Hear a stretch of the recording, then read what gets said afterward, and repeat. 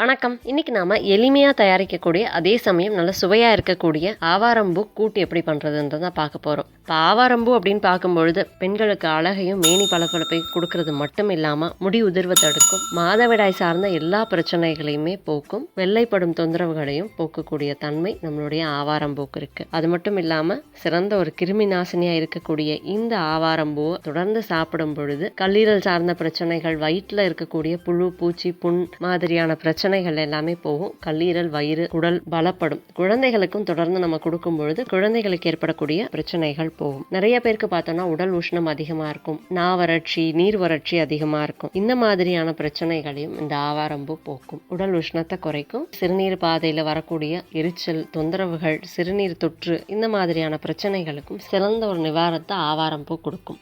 நீரிழிவு பிரச்சனைகள் இருக்கிறவங்க வாரத்துக்கு ஒரு முறை இந்த மாதிரி கூட்டு செஞ்சு சாப்பிடும் பொழுது நல்ல ஒரு பலன் கிடைக்கும். ரத்தத்தில் இருக்கக்கூடிய சர்க்கரையின் அளவு குறையும். அது மட்டும் இல்லாமல் உடலில் ஏற்படக்கூடிய துர்நாற்றம் நீங்கும், மலச்சிக்கல் போகும், மூலம் சார்ந்த பிரச்சனைகளுக்கு ஒரு சிறந்த மருந்தாகவும் இருக்கும். இப்போ இந்த ஆவாரம்பூ கூட்டு எப்படி பண்ணலாம் அப்படின்னு பார்க்கலாம். அதுக்கு நம்ம முதல்ல ஆவாரம்பூக்களை பறிச்சு எடுத்துக்கலாம். இப்போ ஆவாரம்பூ அப்படின்னு சொல்லும் பொழுது நிறைய பேருக்கு நிறைய இடங்கள்ல மஞ்சள் நிறங்கள்ல பூக்கள் இருக்கும். எது ஆவாரம்பூன்னே தெரியாது. இந்த மாதிரி சின்ன சின்ன இலைகள் இருக்கக்கூடியது, அது மட்டும் இல்லாம 5 இதழ்கள் இருக்கக்கூடிய இதுதான் ஆவாரம்பூ செடிகள். இதுதான் ஆவாரம்பூக்கள். இது ஒரு கொத்து செடி, அதாவது மரம் கிடையாது, சின்ன செடிகளும் கிடையாது. நான் இந்த பூக்கள்ல இந்த இதழ்களை மட்டும்தான் பறிச்சு எடுக்க போறேன். இந்த இதழ்களோட பாத்தீங்கன்னா கொஞ்சம் தடியா இருக்கக்கூடிய அந்த காம்பு பகுதிகள் இருக்கும். அதே மாதிரி இந்த மகரந்த பகுதிகள் இதெல்லாம் நம்ம கூட்டுக்கு பயன்படுத்த போறது இல்லை. ஏன்னா இதெல்லாமே கொஞ்சம் துவர்ப்பும் அதிகமா இருக்கும், அதே மாதிரி கசப்பு தன்மையும் அதிகமா இருக்கும். அதனால அதை நம்ம பயன்படுத்த போறது இல்லை.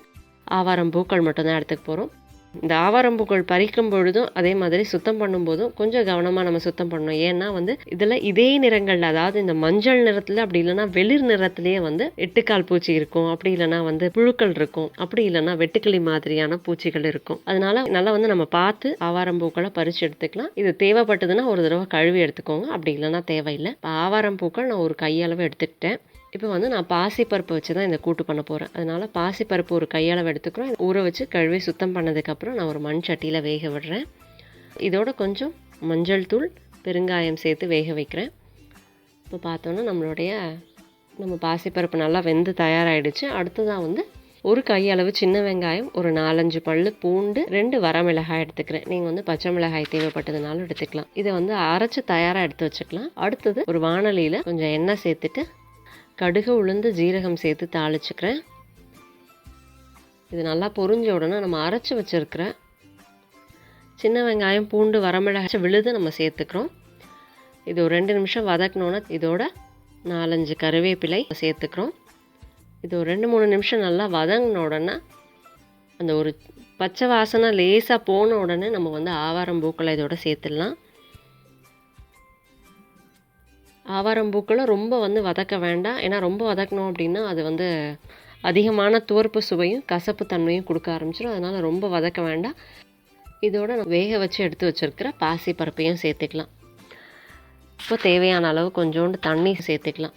வாரத்துக்கு ஒரு தடவை இந்த ஆவாரம்பூ கூட்டு சாப்பிடும் பொழுது நல்ல ஒரு ஆரோக்கியத்தை பெற முடியும். இப்போ ஆவாரம்பூ சீசன் இருக்கும் பொழுது நம்ம இதழ்களை அப்படியே பயன்படுத்தலாம். இப்போ சீசன் இல்லை அப்படின்னு பார்த்தோம்னா இந்த இதழ்களை கிடைக்கும் பொழுது பறிச்சு நிழல்லே நல்லா காய வச்சு எடுத்து வச்சுக்கிட்டோம்னாலும் இந்த மாதிரி கூட்டு தயார் பண்ணிக்கலாம். உப்பு சேர்த்துக்கிறேன்.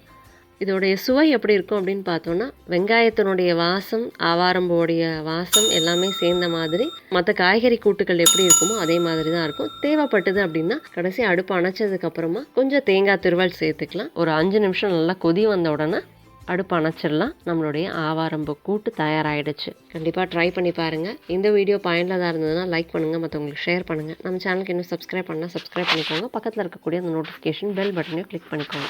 என் ஆரோக்கியம், என் குடும்பத்தின் ஆரோக்கியம், என் சமூகத்தின் ஆரோக்கியத்திற்கான பயணம் இது. கைகோர்ப்போம், ஆரோக்கியத்திற்கு விதையாவோம். நன்றி.